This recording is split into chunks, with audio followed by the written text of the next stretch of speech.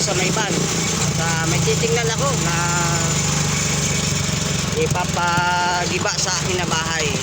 Ayan, ayan mga kapapi. Ayan, samantalang titigil tayo ngayon.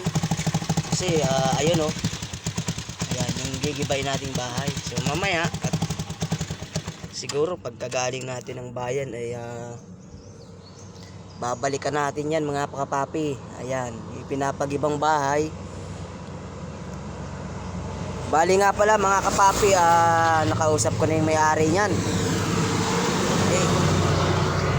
Yan, kitang-kita nyo naman mga kapapi. At talagang umagang-umaga pa lang ay medyo pinagpapawisan na tayo. Ayan, pan-deliver na tayo mga kapapi. Ayan. So ayan mga kapapi, lalapitan natin yung bahay. Din in case na makita na natin yung loob siyempre lalapit tayo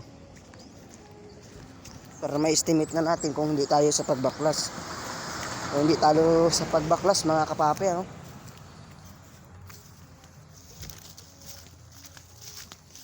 Kasi sabi ni nanay ipababaklas na daw ito.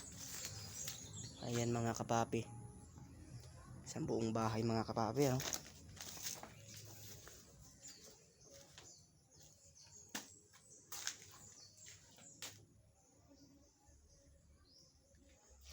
Yan, bali nga pala mga kapapi, nakita tayo sa loob.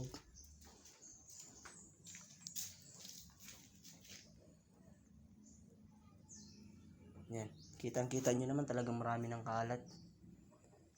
Ayan mga kapapi. Hanggang dito yan sa likod mga kapapi. Ayan. Hindi naman siya karamihan ng bakal. In case na ipabaklas ito ni nanay. Ayan mga kapapi, panalo pa rin tayo dyan mga kapapi. Sana mga maghapon lang natin babaklasin na yan. Wala pa. Chinecheck ko mga kapapi yung yung kahoy, kasi baka pagbaklas natin ay kita nyo naman may kalumaan na. Ay baka pagtapak natin sa kahoy ay tayo mahulog mga kapapi. Ayan, halina't samahan niya ako mga kapapi sa aking pagdadrive patungo sa bayan. So ayan, na-check naman natin, medyo okay pa naman, hindi naman tayo mahuhulog. At ganito mga kapapi ay babalikan natin mamaya. Ayan,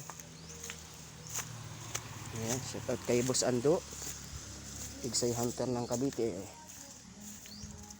Shout out sa inyo lahat. Ayan mga kapapi, so ayan, nagbabiyahe na tayo. Samahan niyo ako mga kapapi.